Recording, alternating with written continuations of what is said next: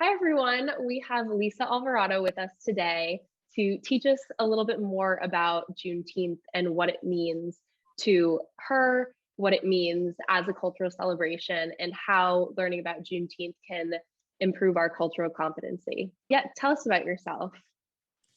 Thanks, Maggie. So I'm Lisa Alvarado, Director of Facilitation at Holistic. I work on client engagement and any kind of training or content creation. I really enjoy my job because in my role, I'm able to, interface with lots of our clients on some of the important matters that we're talking about in DEI today, as well as consulting on a couple of our key accounts.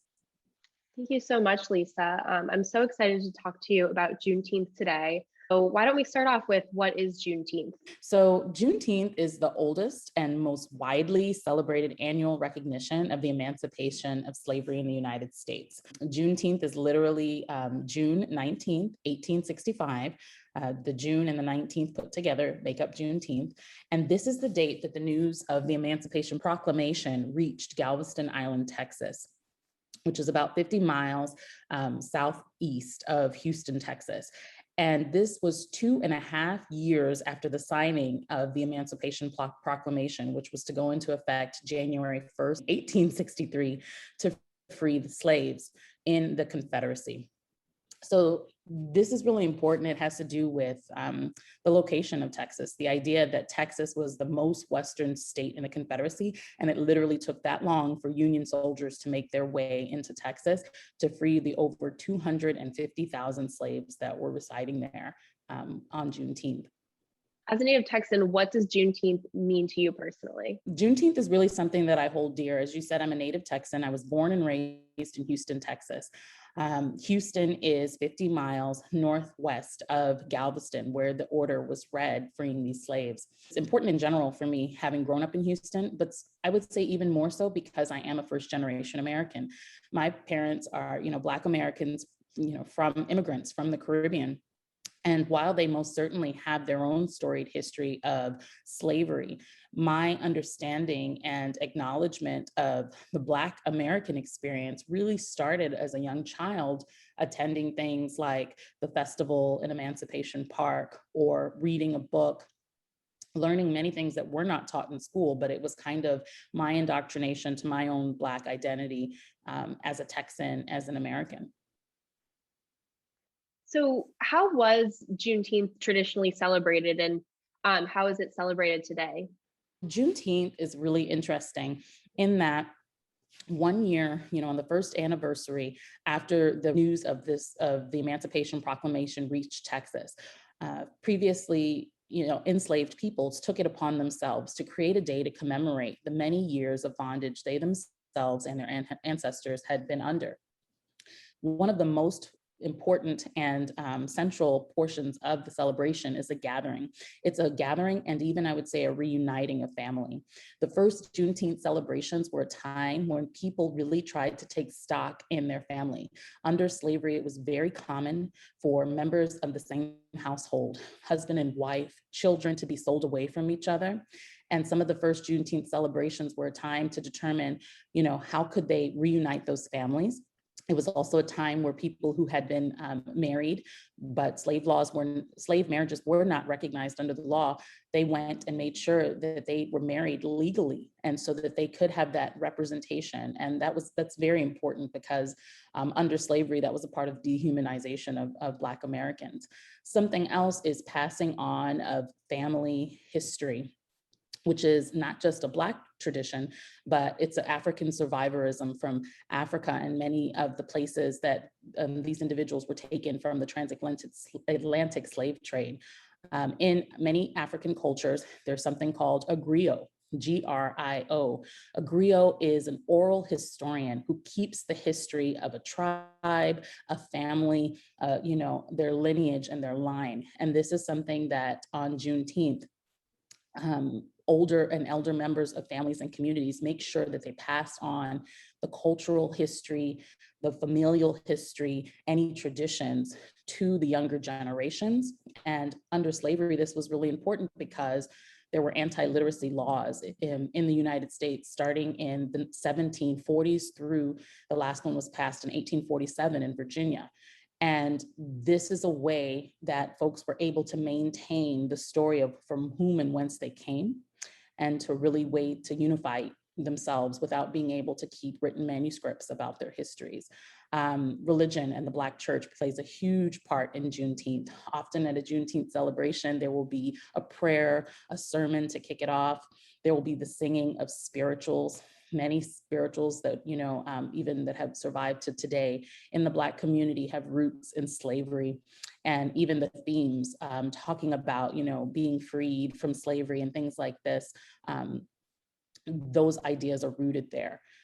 Those traditions also include reading the Emancipation Proclamation. So in the same way, this was kind of a use of agency against those anti-literacy laws, taking a quiet moment to really read what that states regarding the freeing of slaves. Singing of the Black national anthem, or the Negro national anthem, which is Lift Every Voice and Sing, was written by James Weldon Johnson, who would go on to be a very famous Black poet during the Harlem Renaissance and later put to music by his brother. And food is central to any Juneteenth celebration. Being from Texas, that's all about barbecue. Barbecue has its historical roots in slavery. Slaves in the United States created what we consider the American tradition of barbecue today.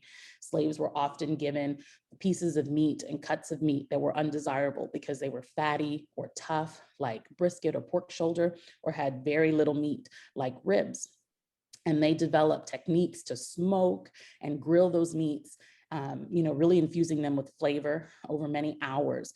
The term that people use today is a pit master, that is born out of slavery. The same way that slaves worked under a master, a pit master would be the most elder cook on a plantation who had these culinary, secrets and techniques that they passed on and they taught to others, interesting in learning how to barbecue.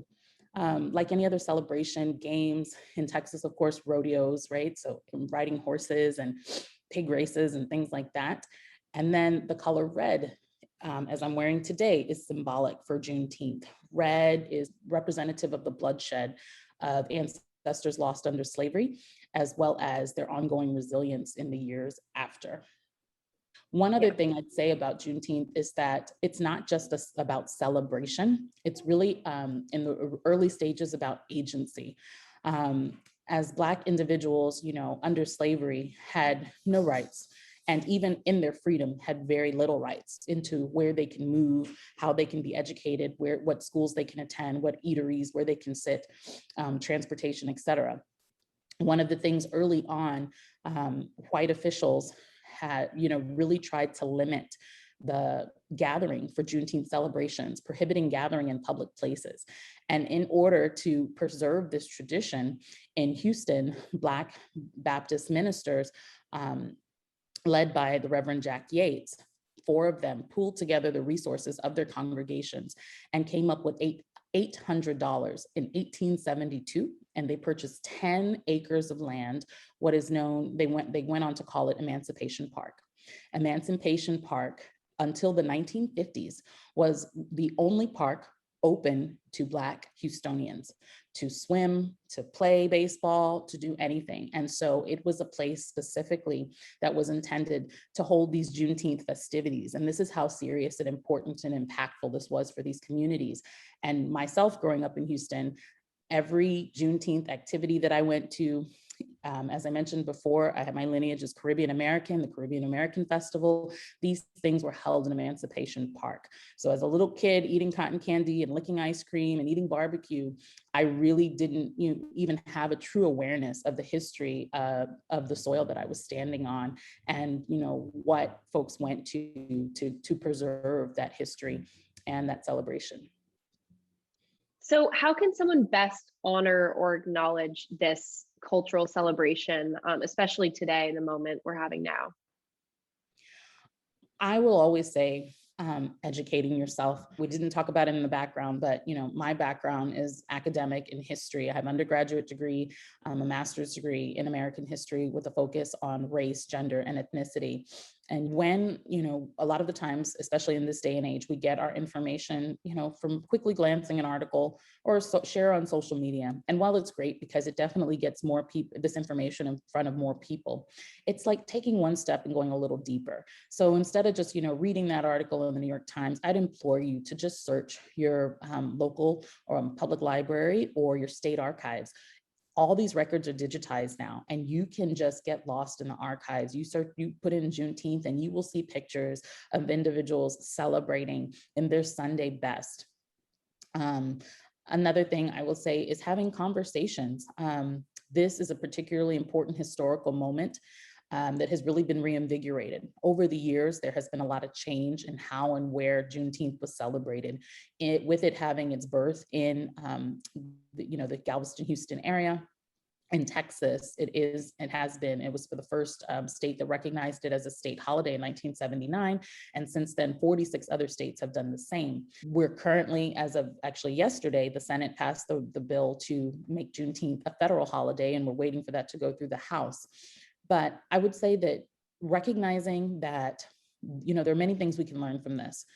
Juneteenth gained a lot of resurgence in 2020 during the racial reckoning of the summer of 2020 in the aftermath of George Floyd and Ahmaud Arbery, Breonna Taylor's deaths, in really Black Americans taking up, kind of hearkening back to another period in their nation's history as they felt that they were marching, for freedom from different types of oppression and different types of racial inequity and injustice. And it's very interesting to me because this is a theme that we constantly see across history. As individuals are marching forward in the current day, they kind of hearken back to the past, looking to gain strength and guidance from those ancestors who, fought under even more oppressive, unfortunately, in some situations. And so I'd say that you continue to have conversations.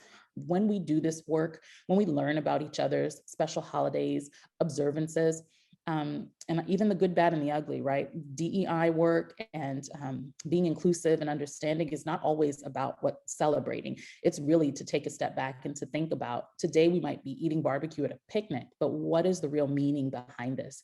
And it's a way to increase your cultural competency as an individual and as an organization. The more that you learn about the members of your teams, the more that you have an awareness, that's how you drive inclusion. People will start to feel a sense of belonging because they don't feel that you're doing lip service or something that's a bit shallow, but that in fact you really do care about the multitude of perspectives that we have to bring, and you can really truly understand the different lived experiences of folks. I think that something that a lot of people have heard societally and sometimes in organizations is that, in this instance, I will say Black employees have a different experience, or Black Americans, than some of their counterparts. And it's not always about like a supremely negative difference of experience, but certainly a difference of experience. Juneteenth being something that I hold dear as a Texan, as a Black American. And in 2020, so much of our national consciousness being around, organizations deciding that, corporations, that they're going to do something to commemorate the day, and honestly, having never heard of it before. So I think it's a really good lesson for us to recognize that, and this applies to every group, not just, Blacks and white Americans, women, men, that we don't have a whole lot of insight and understanding all the time, or even empathy for others and their experience. And the more that we can kind of dig into that, the more we'll be able to, build stronger organizations, more inclusive, diverse workplace where folks really feel a sense of belonging. Thank you so much, Lisa, for teaching us more about Juneteenth, the significance, and especially what it means to yourself and how it fits into the greater conversation of cultural competency. So thank you. Thank you.